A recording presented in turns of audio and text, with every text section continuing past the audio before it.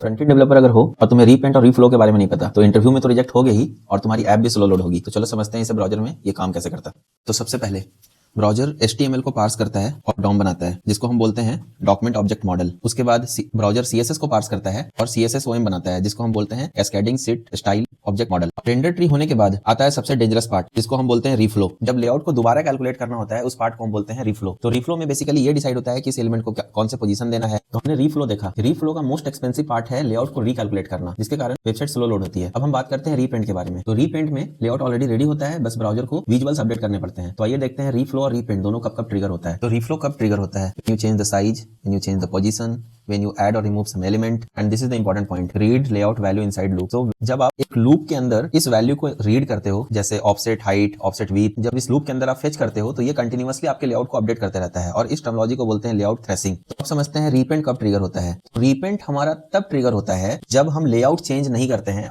Visuals को सिर्फ change करेंगे, जैसे change colour, change background, opacity change, box shadow change. इन किसी भी चेंज में हमारा लेआउट चेंज नहीं हो रहा है, हम सिर्फ विजुअल को चेंज कर रहे हैं। तो इसका एक बेस्ट एग्जांपल समझते हैं। हम CSS में किसी भी एलिमेंट को दो तरीके से हाइड कर सकते हैं, एक डिस्प्ले नन का यूज करके और एक विजिबिलिटी हिडन का यूज करके। इस केस में एलिमेंट जो है सो डॉम से कंप्लीटली रिमूव हो जाता है और इस केस में हमारा एलिमेंट हाइड तो होता है बट ये डॉम से रिमूव नहीं होता है। This is the case of repaint and this is the case of reflow. तो rule of thumb, reflow equal to layout recalculation, repaint equal to only visual update. So the good front end devs always minimize the reflows, avoiding the batch update, avoiding the inline CSS. So always remember, performance impact console में नहीं दिखते हैं. It can be the silent killer of your product. So if you want to keep yourself updated with more advanced topics, please follow.